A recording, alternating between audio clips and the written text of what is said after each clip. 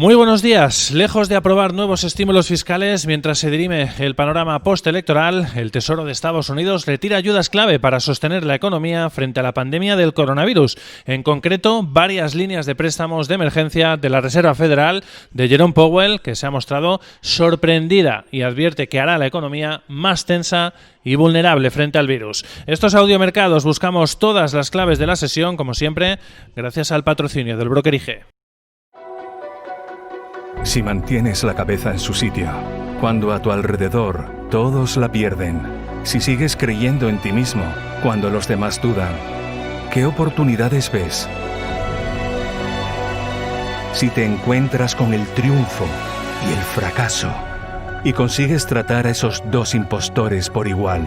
si eres capaz de ver la oportunidad, el mundo del trading es para ti.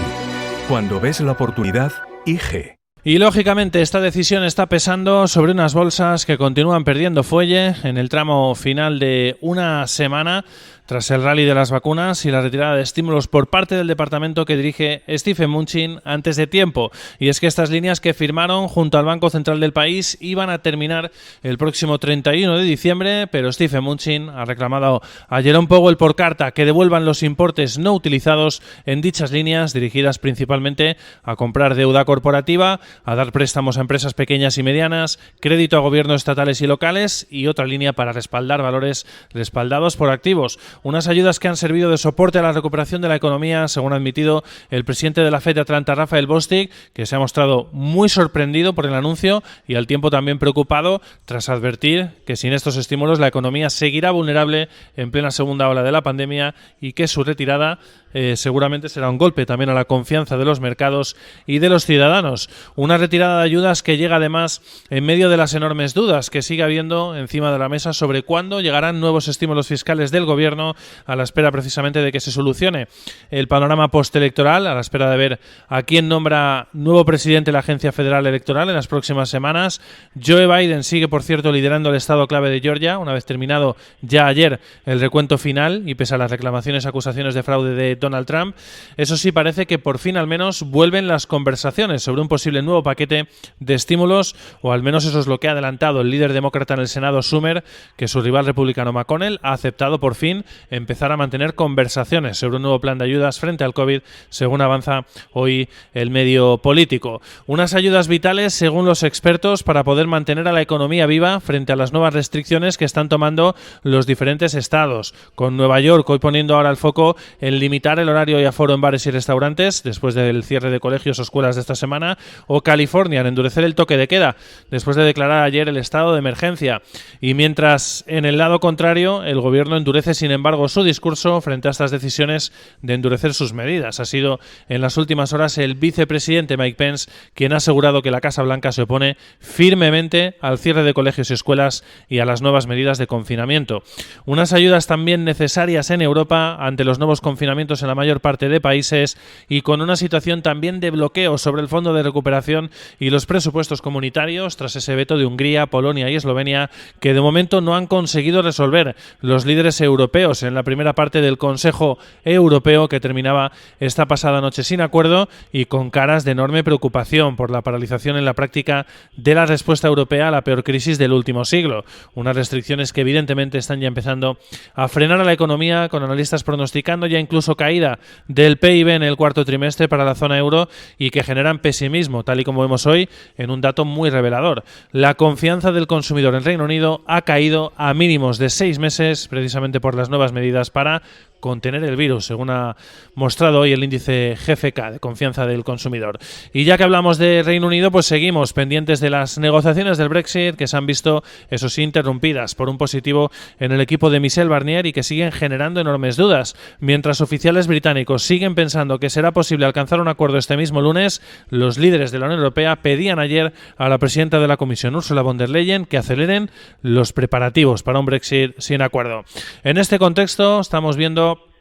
como la mayor parte de bolsas asiáticas pues han conseguido ir recuperando poco a poco posiciones en el tramo final de la sesión. Hemos visto un cierre con tono mixto para las bolsas en Tokio, con caídas de 4 décimas para el Nikkei, avances del 0,15 para el Topix Index. A esta hora estamos viendo movimientos bastante planos para el Hansen de Hong Kong, avances de 3 décimas para el Shanghai Composite, del 0,25 para el CSI 300. El Kospi surcoreano está prácticamente plano y la bolsa de Australia ha cerrado finalmente con ligeros avances del 0,05% para su principal indicador. En el mercado de divisas, el dólar index vuelve otra vez a estar cerca de mínimos de 2 años, en estos momentos cerquita de las 92 unidades, 92,19, menos 0,05%. Dólar yen, tono neutral, 103,79, y el petróleo de momento está en positivo, aunque moviéndose hoy en rangos estrechos, 44,47 dólares por barril el Brent, 41,93 el crudo americano. En el caso de las bolsas europeas, pues de momento, de cara a la apertura de la sesión,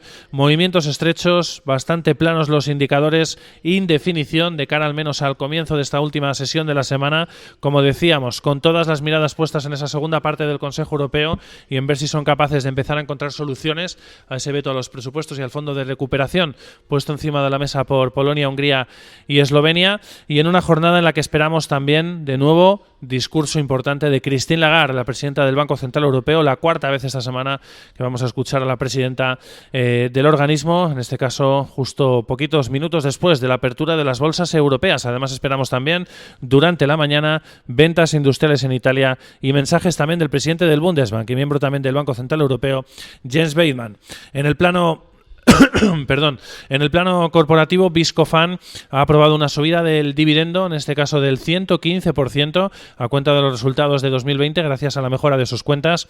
Lo sube hasta 1,4 euros por acción desde los 0,65 que pagó el año anterior. Sin duda, fuerte subida del dividendo para Viscofan. Seguimos pendientes también del protagonismo de esa operación corporativa en marcha que se ha confirmado esta semana y que sin duda ha sido uno de los claros catalizadores también de la mejoría en el IBEX 35 que vimos en el comienzo de semana, con fuertes subidas para los dos, BBVA y Sabadell, y que ambos bancos prevén un plazo de 3 semanas para cerrar dicha fusión. La fecha que manejan ambos bancos para celebrar consejos para su votación final es la del 11 de diciembre. Por otro lado, Sabadell ha fichado a Citi para una segunda opinión también sobre esta operación. Otras noticias: Indra pacta el ERE con los sindicatos y baja de 1.036 a 580 las salidas de su división de IT.